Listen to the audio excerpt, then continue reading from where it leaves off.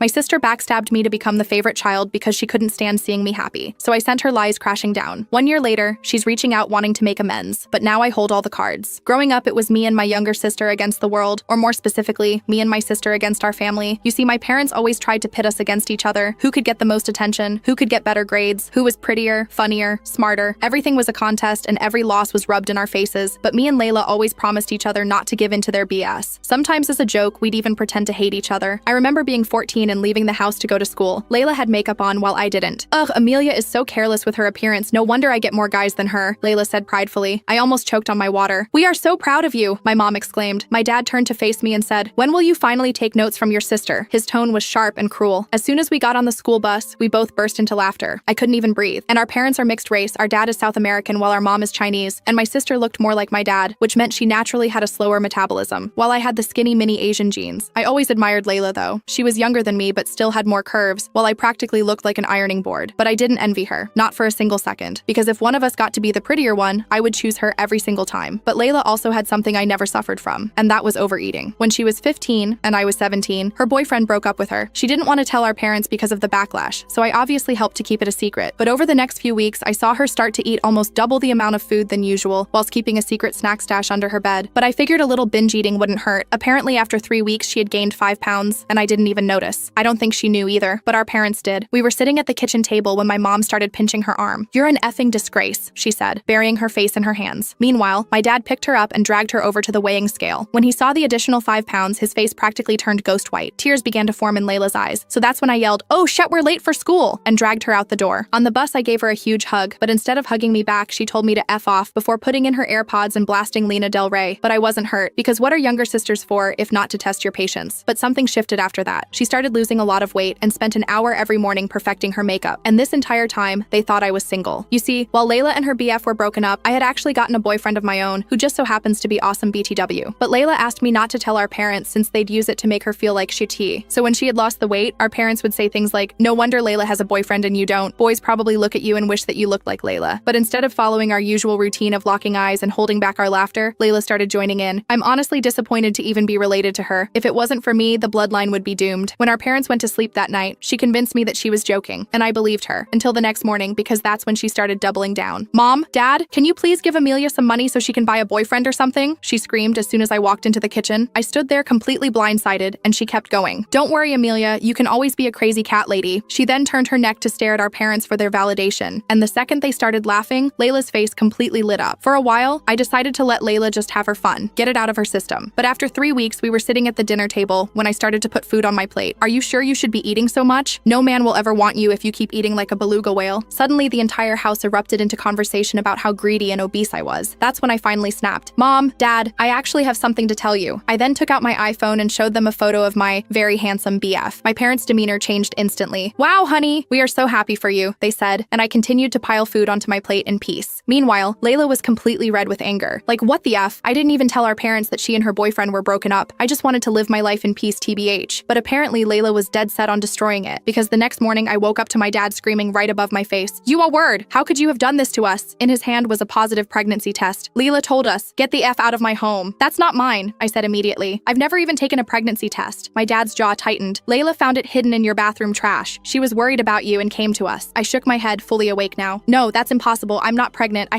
Tyler and I haven't gone that far." My mom's expression hardened. "We also heard some very concerning voice messages between you and Tyler. Layla showed us recordings where you were discussing options." My heart started racing. Voice messages? What was she talking about? "I don't know what Layla showed you, but whatever it is, it's not real. I haven't sent any messages like that. You can check my phone." My dad crossed his arms. "We're extremely disappointed, Amelia. We raised you better than this. Until you're ready to be honest with us, we think you should stay with a friend. We need some time to figure out how to handle this situation." I couldn't believe what I was hearing. They were asking me to leave over something I didn't do. "Dad, Mom, please, this is crazy. I'm not pregnant. Layla is making this up." My mom's eyes filled with tears. "We heard your voice, Amelia. Why would your sister lie about something this serious?" I tried calling out to Layla. "Layla, tell them it's not true." But she just stood in the hallway with this weird little smile on her face. She was wearing her perfectly applied makeup, hair styled in loose waves, looking like she'd stepped out of an Instagram post while my world was crumbling around me. My hands were shaking as I stuffed some clothes into my backpack. I kept trying to explain to my parents that I wasn't pregnant, that they needed to calm down and listen to me, but they weren't having any of it. My dad literally stood over me while I packed, like I was some criminal. My mom kept muttering about how I'd ruined the family name and how they'd have to move to avoid the shame. I grabbed my phone charger and my wallet wallet, trying to think straight. Where would I even go? I had like $43 to my name and it was 7:30 in the morning. I tried texting Tyler, but he didn't respond right away. I thought about calling my friend Jess, but her parents were super strict and would definitely call mine. As my dad practically pushed me toward the front door, I caught a glimpse of Layla watching from the kitchen. She wasn't even trying to hide her satisfaction. This wasn't my sister anymore. This was someone I didn't recognize. The girl who used to stay up late with me watching scary movies and laughing until our sides hurt was gone, replaced by this stranger. "We'll talk when you're ready to be honest with us," my dad said firmly as I stepped onto the porch. The door closed behind me with a decisive click. Not quite a slam, but final nonetheless. I stood there for a minute, completely shell-shocked. Our neighbor, Mrs. Patel, was watering her plants and staring at me with wide eyes. Great, just what I needed, an audience for my public humiliation. I started walking down the street, no destination in mind. The morning was chilly, and I realized I hadn't even grabbed a proper jacket. My phone buzzed, finally Tyler responding. But when I opened the message, my stomach dropped. It wasn't from Tyler, it was from Layla. "Have fun being homeless, sis. BTW, I took care of your boyfriend's situation too. Don't bother calling him." What did that even mean? I immediately tried calling Tyler, but it went straight to voicemail. I texted him, "Something crazy happened. Please call me ASAP." No response. I ended up at the park a few blocks from our house, sitting on a bench trying to figure out what to do next. I checked my social media and saw that Tyler had unfriended me on everything. What the hell was going on? That's when I got a notification. Someone had tagged me in a post. It was a screenshot of texts supposedly from me to Tyler, saying horrible things like I was only dating him as a joke and that I was cheating on him with his friend, but I never sent those messages. I frantically tried calling Tyler again, but he'd blocked my number. I sat there on that cold bench, the reality of the situation slowly sinking in. My sister had completely set me up. She'd planted a fake pregnancy test, turned my parents against me, and somehow sabotaged my relationship with Tyler, all in one night. I couldn't believe how quickly my life had fallen apart. One minute I was a normal high school senior with decent grades and a cute boyfriend. The next I was homeless with $43 and a backpack full of randomly grabbed clothes. I sat on that park bench for almost 2 hours, watching moms with strollers pass by and old guys walking their dogs. Nobody looked at me twice. They had no idea my entire world had just imploded. I tried calling Tyler 5 more times, but it went straight to voicemail every time. I even tried calling from the park payphone. Yes, our town still has those, but he must have blocked that number too. I scrolled through those fake messages Layla had somehow created. They were meticulously crafted to look like they came from me, with details that made them seem authentic, mentioning inside jokes Tyler and I shared, using my typical texting style. There was even a part where I said his little sister was mentally challenged, which was especially cruel since his sister has Down syndrome and he's super protective of her. I realized Layla must have been watching us closely, gathering information to make her fake messages believable. Around 10 a.m., I finally worked up the courage to text my mom. "Mom, I'm not pregnant. That test isn't mine. Please let me come home and explain." She read it immediately but didn't respond. I waited 15 minutes and tried again. "Mom, I've never even had SX. Layla is lying to you." Read, but no response. I was getting hungry and had to pee, so I walked to the McDonald's near the park. I ordered the cheapest thing on the menu and used their bathroom. While washing my hands, I caught my reflection in the mirror and barely recognized myself. My eyes were puffy from crying, my hair was a mess, and I looked like I hadn't slept in days even though it had only been hours since I'd been kicked out. I sat in that McDonald's for another hour, nursing my small coffee and using their Wi-Fi to figure out my next move. I messaged a few friends, but it was a school day and nobody was responding. That's when I remembered Mrs. Kravitz, our elderly neighbor who used to babysit me and Layla when we were little. She lived alone since her husband died and was always super nice to us. I didn't have her number, but I knew where she lived. I walked the mile back toward our neighborhood, careful to take the route that wouldn't pass by my house. Mrs. Kravitz was in her front yard, tending to her roses when I approached. She looked up and immediately frowned with concern. "Amelia, shouldn't you be in school, dear?" I tried to explain what happened without completely breaking down, but failed miserably. I ended up sobbing on her porch while she patted my back and made sympathetic noises. Mrs. Kravitz didn't ask too many questions, just brought me inside and made me tea. She told me I could stay with her for a few days until things sorted themselves out. I was so grateful I almost started crying again. Mrs. Kravitz let me use her shower and gave me some clean towels. She even found an old t-shirt of her grandson's for me to sleep in. While I was in the bathroom, I heard her on the phone, her voice low but firm. I couldn't make out what she was saying, but I had a feeling she was calling my parents. Part of me hoped she could talk some sense into them, but another part was terrified they'd come drag me away or something. When I came out, Mrs. Kravitz just smiled and said she'd made up the guest room for me. She didn't mention any phone call, and I was too exhausted to ask. I collapsed onto the bed and fell into a deep, dreamless sleep. I woke up around dinner time to the smell of lasagna. My phone was blowing up with notifications, mostly from school friends who'd heard rumors that I'd been kicked out. Apparently, Layla had been telling everyone I was pregnant and had run away with some college guy. What the actual heck? The lies were getting more elaborate by the hour. There were also 3 missed calls from my mom, but no voicemails or texts. I didn't know if that was a good sign or not. I decided to wait and see if she'd call again before reaching out. Mrs. Kravitz and I ate dinner together, and she told me stories about when she was young. It was nice to focus on something other than my disaster of a life for a while. After dinner, I helped with the dishes, and she showed me how to work her ancient TV so I could watch something before bed. Around 9 p.m., my mom finally texted, "We need to talk. Come home tomorrow after your father leaves for work." No apology, no acknowledgement that they might have overreacted, just a command to come home when my dad wouldn't be there. I showed Mrs. Kravitz the text, and she advised me to go, but to be careful. "Your parents love you," she said, patting holding my hand. But sometimes love gets all twisted up with expectations and fear. Just tell them the truth and stand your ground. I barely slept that night, rehearsing what I'd say to my mom. By morning, I had it all planned out. I'd calmly explain that I wasn't pregnant, that Layla was lying, and that I deserved to be treated better. I even practiced in front of Mrs. Kravitz's bathroom mirror, trying to look confident and mature. Mrs. Kravitz made me breakfast and gave me a hug before I left. "Remember, you're always welcome here if things don't work out," she said. I almost started crying again. It was weird how this neighbor had shown me more unconditional support in one day than my parents had in years. I waited until 8:30 a.m., knowing my dad would be at work by then. The walk to my house felt like marching to my own execution. When I got there, I hesitated before knocking on the door of my own home. How messed up was that? My mom opened the door and looked me up and down, like she was checking for visible signs of pregnancy. Without a word, she stepped aside to let me in. The house smelled like coffee and cinnamon. Mom always baked when she was stressed. I followed her to the kitchen, where she'd set out 2 mugs of tea. We sat across from each other at the table, the silence stretching between us like a rubber band about to snap. "I'm not pregnant," I said finally. "That test wasn't mine." My mom sighed and rubbed her temples. "Layla found it in your trash can, Amelia. Why would she lie about something like that?" I couldn't believe what I was hearing. "Because she's jealous. Because she's been acting crazy ever since I told you guys about Tyler." "Mom, I've never even had sex. I swear on Grandma's life." My mom flinched at the mention of her mother, but her expression remained skeptical. "Then whose test was it?" "I don't know. Maybe it was Layla's. Or maybe she bought it and faked the positive result." I was getting frustrated now. "Have you even asked her? Have you questioned anything she's told you?" My mom's face hardened. "Don't try to blame your sister for your mistakes. Layla has been nothing but concerned about you. She showed us the messages you've been sending to that boy too. Horrible things, Amelia. We didn't raise you to be so cruel." I pulled out my phone and opened my messages with Tyler. "Look, there's nothing here. She faked those messages somehow. She's trying to ruin my life and you're helping her." My mom glanced at my phone but shook her head. "You probably deleted them." Layla showed us screenshots. I was about to argue more when the front door opened. Layla walked in, stopping short when she saw me at the table. For a split second, something like panic flashed across her face, but she quickly recovered. "What's she doing here?" Layla asked, her voice dripping with disdain. "We're trying to sort this out," my mom replied. "Amelia says the pregnancy test isn't hers." Layla rolled her eyes dramatically. "Of course she'd say that. I found it wrapped in toilet paper in her bathroom trash. Who else would it belong to?" I stood up so fast my chair scraped loudly against the floor. "You're lying. You've been lying about everything. Why are you doing this to me?" Layla's eyes narrowed. "I'm not the one who got pregnant and then tried to hide it. I'm not the one who was cruel to her boyfriend and then played the victim." I turned to my mom, desperate for her to see through Layla's act. "Mom, please, I'm telling the truth. I've never given you any reason not to trust me." My mom looked between us, clearly torn. For a moment, I thought she might actually believe me. Then Layla pulled out her phone. "I didn't want to have to do this," she said, her voice suddenly soft and sad. "But I recorded Amelia talking about her situation last week. I was trying to help her, but she made me promise not to tell you guys." My jaw dropped. "What? That's insane. We never had that conversation." Layla pressed play on her phone, and I heard what sounded like my voice saying, "I messed up, Lay. I'm pregnant and I don't know what to do. Please don't tell Mom and Dad." I felt like I was going to throw up. That's not me. That's not my voice. She must have used one of those voice simulation apps. But I could see in my mom's eyes that she believed Layla. The recording continued with me, talking about how scared I was and how I might get in termination of pregnancy. It was surreal hearing my voice say things I'd never said. The recording was cleverly edited, with background noise that sounded like my bedroom, and even the specific way I sometimes called her Lay when we were having serious talks. "I think you should leave," my mom said quietly when the recording ended. "Your father and I need time to process this." I couldn't believe what was happening. "Mom, that recording is fake. Layla is manipulating all of you. Why can't you see that?" My mom stood up, her face hard. "Enough, Amelia. You can stay with whoever you were with last night. We'll contact you when we're ready to talk again." I looked at Layla, who was watching me with this weird, satisfied smile. In that moment, I hated her. Actually, legitimately hated my own sister. I grabbed my backpack and stormed out, slamming the door behind me. I walked aimlessly for a while, trying to make sense of what had just happened. How had Layla created that recording? It sounded exactly like me, but I'd never said those words. And why was she doing this? Just because I'd shown our parents a picture of Tyler? It seemed like such an extreme reaction. Speaking of Tyler, I decided to try one more time to reach him. I found a bench at a bus stop and called his number, not expecting him to pick up, but to my surprise, he did. "What do you want?" His voice was cold. Nothing like the warm, friendly Tyler I knew. "Tyler, please listen to me. I didn't send those messages. My sister created fake screenshots or something. I would never say those things about you or your sister." He was quiet for a moment. "How do I know you're telling the truth? Those messages looked exactly like they came from your number." I took a deep breath. "Because you know me, Tyler. We've been dating for 2 months. Have I ever said anything mean about your sister? Have I ever been cruel to you or anyone else? Please, just meet me somewhere so we can talk in person." After what felt like forever, he sighed. "Fine, I'll meet you at the library in an hour. But if you're lying to me, Amelia, we're done for good." I agreed and hung up, feeling a tiny spark of hope for the first time since this nightmare began. If I could convince Tyler of the truth, maybe I could start unraveling Layla's web of lies. I headed to the library, stopping at a convenience store to buy a granola bar with some of my dwindling cash. I needed to figure out a more sustainable plan if my parents weren't going to let me come home anytime soon. Tyler was already at the library when I arrived, sitting at a table near the back with his arms crossed. He looked up when I approached, his expression guarded. I sat down across from him and launched into my explanation. I told him everything about my parents' favoritism, about Layla's recent behavior changes, about the fake pregnancy test and being kicked out, I showed him my actual text messages, which contained none of the cruel things he'd seen in those screenshots. I think she must have created a fake account with my name and picture, I explained. Or maybe she used one of those apps that lets you fake text conversations. I don't know how she did it, but I swear, Tyler, I would never say those things. Tyler listened without interrupting, his expression gradually softening. When I finished, he pulled out his phone and showed me the screenshots Layla had sent him. These came from a number I didn't recognize, he said. The person said they were your friend, and that I should know what you were saying behind my back. I should have questioned it more, but the text looked so real, and they had details only you would know. I looked at the screenshots more carefully. Wait, see this part where I mentioned that time we got caught in the rain after the football game? I never told Layla about that, but I did post a picture of us all wet and laughing on my Instagram. She must have used that to make her story more believable. Tyler nodded slowly. And this part about my sister, you've only met her once and you were super nice to her. Exactly. I would never say something so horrible. Layla is trying to isolate me from everyone who cares about me. First my parents, now you. Tyler reached across the table and took my hand. I believe you, Amelia. I'm sorry I didn't give you a chance to explain before blocking you. I squeezed his hand, fighting back tears of relief. It's not your fault. The screenshots were convincing. I probably would have believed them too. We spent the next hour coming up with theories about why Layla had suddenly turned against me. Tyler thought maybe she was jealous of our relationship, especially since her own boyfriend had broken up with her. I wondered if it was more about our parents' attention. Once they knew I had a boyfriend, they'd stopped comparing me unfavorably to Layla. Whatever her reason, we need proof that she's lying, Tyler said. Otherwise, your parents will never believe you. He was right. I needed hard evidence that Layla was behind all this. But how was I going to get it when I wasn't even allowed in my own house? Tyler offered to let me stay at his place, but I knew his parents wouldn't be cool with his girlfriend suddenly moving in. So I headed back to Mrs. Kravitz's, feeling slightly better now that at least Tyler knew the truth. Mrs. Kravitz welcomed me back with open arms and a fresh batch of cookies. I told her about my meeting with Tyler and my plan to somehow prove Layla was lying. You know, Mrs. Kravitz said thoughtfully, I've watched you girls grow up. Layla always needed more attention, more validation. Your parents didn't help with all their comparisons and competitions. But this behavior, it's concerning, dear. It's more than just sibling rivalry. I nodded, picking at a cookie. It's like she's become a completely different person. The Layla I grew up with would never do something this cruel. Mrs. Kravitz patted my hand. People change, especially at her age, but that doesn't excuse what she's doing. You need to stand up for yourself, but be smart about it. Don't sink to her level. That night, I came up with a plan. I needed to catch Layla admitting what she'd done, preferably on video. But how would I get her to confess? She was too smart to fall for a simple trap. The next day was Saturday, which meant both my parents would be home. I knew confronting Layla with them around wouldn't work. She'd just deny everything, and they'd believe her over me. I needed to get her alone. I remembered that Layla always went jogging in the park on Saturday afternoons. It was part of her new fitness routine since the weight gain incident. If I could intercept her there, away from our parents, maybe I could get her to talk. I told Mrs. Kravitz my plan, and she insisted on driving me to the park. I'll wait in the car, she said. If anything goes wrong, you come straight back, understand? I promised I would and set up the voice recording app on my phone. It wasn't ideal. Video would be better, but it was all I had. I tucked my phone into my jacket pocket, making sure the microphone wasn't covered. Sure enough, around 2 p.m., Layla showed up at the park in her running clothes. I waited until she was on the far side of the jogging path, away from other people, before approaching her. Layla, I called out. She stopped running and turned, her eyes widening when she saw me. What are you doing here? She asked, looking around nervously. Are you stalking me now? I forced myself to stay calm. I just want to talk, away from mom and dad. I want to understand why you're doing this to me. Layla crossed her arms. I'm not doing anything to you. You got yourself into this mess. Cut the crap, Layla, I said, stepping closer. We both know you planted that pregnancy test. We both know you faked those messages to Tyler. What I don't understand is why. We were always a team, remember? Us against them. Something flickered in Layla's eyes. Regret, maybe? But it was quickly replaced by hardness. That was before. Before what? I pressed. Before I showed them a picture of my boyfriend? How is that such a betrayal? Layla laughed, but it wasn't her normal laugh. It was bitter, almost ugly. You don't get it, do you? For once in my life, they were proud of me. Me, I was the pretty one, the popular one, the one with the boyfriend. And then you had to ruin it. I was stunned. Layla, they've always been proud of you. They constantly compared me to you, remember? Why can't you be more like Layla? Layla would never get a B-. It was always about how great you were. She shook her head. That's not the same as being genuinely proud. They were just using me to make you feel bad. But after I lost the weight, after I started really trying with my appearance, they actually respected me. And then you showed them that stupid picture, and suddenly it was all, Amelia this, Amelia that. I couldn't stand it. I couldn't believe what I was hearing. So you decided to destroy my life, make them think I was pregnant, get me kicked out of my own house, turn my boyfriend against me, all because you were jealous of a little attention? Layla's face flushed with anger. You have no idea what it's like to always be second best. Even when they were praising me, it was only to hurt you. Never because they actually thought I was special. At least now they see you for who you really are. And who is that, Layla? A pregnant teenager? A cruel girlfriend? Because none of that is true, and you know it. She stepped closer, her voice dropping to a harsh whisper. What I know is that for once, I'm the good daughter. I'm the one they trust, and I'm not going to let you take that away from me. I felt sick to my stomach. This person in front of me wasn't my sister anymore. She was someone consumed by jealousy and insecurity, willing to hurt anyone who threatened her position. You know they'll find out eventually, I said quietly. Lies always come to light. Layla smirked. Not if there's no one around to expose them. Stay away from my family, Amelia. You're not welcome anymore. With that, she turned and jogged away, leaving me standing there with my heart pounding. I waited until she was out of sight before stopping the recording on my phone. My hands were shaking as I played it back, praying saying it had captured our conversation clearly. It had. Every word, including Layla's admission that she knew I wasn't pregnant and that she'd faked the messages to Tyler. It wasn't a full confession of planting the test, but it was enough to cast serious doubt on her story. I hurried back to Mrs. Kravitz's car and showed her the recording. She listened with a grave expression. "Oh dear," she said when it finished. "Your sister needs help, Amelia. This isn't normal behavior." I nodded, still processing Layla's words. "I need to show this to my parents. They have to know what she's doing." Mrs. Kravitz agreed to drive me home. On the way, I texted Tyler to update him. He offered to come with me for support, but I told him this was something I needed to do alone. When we pulled up to my house, I saw both my parents' cars in the driveway. My stomach knotted with anxiety, but I was determined to make them hear the truth. Mrs. Kravitz squeezed my hand. "Remember, stay calm and let the evidence speak for itself. I'll wait here in case you need a quick exit." I thanked her and walked up to the front door, my phone clutched tightly in my hand. This was it, the moment of truth. I took a deep breath and knocked on the door of my own home, ready to reclaim my life from Layla's web of lies. My mom opened the door, looking surprised to see me. She started to say something about how I shouldn't be there, but I cut her off. "Mom, I have proof that Layla's been lying about everything," I said, trying to keep my voice steady. "Please, just listen for 5 minutes." She hesitated, then stepped aside to let me in. My dad was sitting in the living room watching TV. He looked up when I walked in, his face immediately hardening. "What is she doing here?" he asked my mom, like I wasn't even standing right there. "She says she has proof about something," my mom replied, sounding tired. "Let's just hear her out." I stood in the middle of the living room, feeling like I was on trial. My hands were shaking as I pulled out my phone. "I recorded a conversation with Layla at the park today. You need to hear this." My dad started to object, but my mom put her hand on his arm. 5 minutes, like I promised. I pressed play on the recording. As Layla's voice filled the room, admitting she knew I wasn't pregnant and had faked messages to Tyler, my parents' expressions changed from skepticism to confusion to shock. My dad's face turned red with anger, but I couldn't tell if it was directed at me or Layla. When the recording ended, there was complete silence in the room. I waited, my heart pounding so hard I could feel it in my throat. "Where is your sister?" my dad finally asked, his voice dangerously quiet. "I don't know," I replied. "She was jogging at the park when I talked to her." My mom had her hand over her mouth, tears in her eyes. "I don't understand. Why would she do this?" I explained everything. How Layla had been jealous of the attention I got when I showed them Tyler's picture, how she'd been acting different ever since the weight gain incident, how she'd systematically tried to isolate me from everyone who cared about me. "She wanted to be the favorite," I said, "and she was willing to destroy me to make that happen." My parents exchanged looks that I couldn't quite read. My dad stood up abruptly and grabbed his car keys. "I'm going to find her," he said. "She needs to explain herself." After he left, my mom and I sat in awkward silence. I could tell she was processing everything, trying to reconcile the daughter she thought she knew with the person on that recording. "I'm sorry," she finally said, her voice barely above a whisper. "We should have listened to you." I nodded, not trusting myself to speak without crying. Part of me wanted to scream at her for believing Layla so easily, for kicking me out without even giving me a chance to defend myself. But another part just wanted my mom to hug me and tell me everything would be okay. She did neither. Instead, she asked practical questions about where I'd been staying and if I was okay. I told her about Mrs. Kravitz, and she seemed relieved I hadn't been sleeping on the streets or something. "You can come home now," she said, like she was doing me some huge favor. "We'll sort this all out when your father brings Layla back." I texted Mrs. Kravitz to let her know I was staying, then went up to my room. It was exactly as I'd left it, which felt weird somehow, like the room should have changed because I had. I lay on my bed, staring at the ceiling, waiting for the inevitable confrontation. About an hour later, I heard the front door open and my dad's voice followed by Layla's. I took a deep breath and went downstairs. Layla was sitting on the couch, looking like a cornered animal. When she saw me, her eyes narrowed with hatred. My parents stood on either side of the room, creating this weird triangle of tension. "Play the recording," my dad told me, his voice flat. I did. Layla's face went through a series of emotions as her own voice betrayed her. Surprise, anger, calculation, and finally defeat. When it ended, she didn't try to deny it. She just stared at the floor. "Explain yourself," my dad demanded. Layla looked up, her eyes red but dry. "What's there to explain? You heard it all. I wanted to be the favorite for once. Is that so terrible?" My mom made a choked sound. "You got your sister thrown out of the house. You made us believe she was pregnant. How could you do something so cruel?" Layla's face hardened. "You're the ones who taught us that being the favorite was everything, who got better grades, who looked prettier, who had more friends. It was always a competition with you two as the judges. Well, I finally won, and it felt good." My parents looked stunned, like they'd never considered how their behavior had affected us. I almost felt bad for them. Almost. "That doesn't excuse what you did," my dad said, but his voice had lost some of its edge. "I know," Layla replied, and for a second, I saw a flash of the sister I used to know. I went too far, but I'm not the only one who messed up here. She was right, and we all knew it. My parents had created this toxic environment where we felt like we had to compete for their love. I had enabled it by playing along with our us against them games instead of confronting the real problem. "So what happens now?" I asked, looking around at my fractured family. My dad sighed heavily. "Now we try to fix this mess, all of us." The next few days were awkward as hell. My parents insisted we all go to family counseling, which was about as fun as it sounds. The therapist, Dr. Reese, was this calm, no-nonsense woman who didn't let anyone dodge the hard questions. In our first session, she made my parents confront how their constant comparisons had damaged Layla and me. My mom cried a lot. My dad got defensive at first, but eventually admitted he'd been repeating patterns from his own childhood. Layla and I had a separate session where we talked about our us against them dynamic and how it had both protected and hurt us. Dr. Reese pointed out that our fake competitions had become a real one without us realizing it. "You both learned to seek validation validation through comparison, she said. Amelia through academic achievement, Layla through appearance. When those roles were threatened, the system broke down. It made sense, but understanding the problem didn't automatically fix things between us. Layla apologized to me, but it felt rehearsed, like she was saying what she knew she was supposed to say. I accepted her apology because what else could I do? But the trust was gone. Tyler was amazing through all of this. He came over to meet my parents properly, and they were awkwardly nice to him. Layla avoided him completely, which was probably for the best. He told me later that he thought my whole family was kind of nuts, but he liked me enough to deal with it. I couldn't really argue with his assessment. The hardest part was rebuilding my relationship with Layla. We'd gone from being best friends and allies to complete strangers. Sometimes I'd catch her looking at me with this mix of resentment and regret that broke my heart. Other times she'd make an effort, asking about my day or offering to do my hair like she used to, and I'd see glimpses of my sister coming back. About a month after everything went down, Layla knocked on my bedroom door one night. I was surprised. We'd been carefully avoiding being alone together. "Can we talk?" she asked, hovering in the doorway. I nodded and moved over so she could sit on the bed. She looked nervous, picking at her nail polish like she used to do when we were kids. "I've been thinking a lot about why I did what I did," she said slowly. "And it wasn't just about mom and dad's attention. It was about you too." I waited, not sure where this was going. "You've always been so confident," she continued. "Even when they were comparing us, you never seemed to care that much. You just did your own thing. I always needed their approval more than you did, and I hated myself for it." I was surprised by her insight. "I cared," I told her. "I just got better at hiding it." She nodded. "I know that now, but back then, I thought you were just naturally stronger than me. And when you showed them that picture of Tyler, and they were suddenly all proud of you for having a boyfriend, something in me just snapped. It was like the one area where I thought I was winning suddenly didn't matter anymore. It was never a real competition, Lay," I said, using her old nickname without thinking. "That was the whole point of our game, remember? To make fun of how stupid their comparisons were." "I know, but somewhere along the way, I started believing them." She looked up at me, her eyes wet. "I'm really sorry, Amelia. Not just for what I did, but for betraying us. We were supposed to be a team." This time, her apology felt real. I still didn't fully trust her, but I could see she was genuinely trying to understand her actions and make amends. "It's going to take time," I told her honestly, "but I think we can get back to being sisters again. Real sisters, not fake enemies or fake allies." She smiled a little at that. "I'd like that." We didn't hug or anything dramatic like that, but something shifted between us that night. A first step toward healing. Our parents were trying too, in their own way. They stopped making comparisons, at least out loud. My dad started asking about my interests instead of just my grades. My mom made an effort to compliment both of us equally. It was awkward and obvious, but I appreciated the effort. Dr. Reese said healing would take time, and she was right. There were good days and bad days. Sometimes Layla would get that jealous look in her eyes when I mentioned Tyler, or when our parents asked about my college applications. Sometimes I'd catch myself being unnecessarily cold to her, still punishing her for what she'd done. But slowly, things got better. We developed new ways of interacting that didn't involve pretending or competing. I helped Layla study for her SATs without making it a big deal. She helped me pick out an outfit for prom without any backhanded compliments. By the time I left for college that fall, we weren't best friends again, but we were sisters, real ones. When I hugged her goodbye, she whispered, "I'm proud of you, sis, for real this time." And I believed her. Looking back now, from my sophomore year of college, I can see how that whole mess actually forced us to confront issues our family had been avoiding for years. My relationship with my parents isn't perfect, but it's more honest. Layla and I text almost every day, sharing memes and updates without the old undercurrent of competition. She's applying to colleges now, including mine, though I'm not sure how I feel about that yet. Tyler and I are still together, somehow surviving the long-distance thing. He's coming to visit next weekend, and I'm thinking about introducing him to my new friends. I still have Mrs. Kravitz's number in my phone. I call her sometimes just to check in. She always asks about Layla, and I always have something positive to tell her. Small steps, but real ones. The other day, Layla sent me a selfie of her wearing no makeup with the caption, "Guess what? Still pretty." It made me smile. Not because of how she looked, but because she's finally starting to see herself through her own eyes instead of our parents. And that's worth more than being the favorite ever was.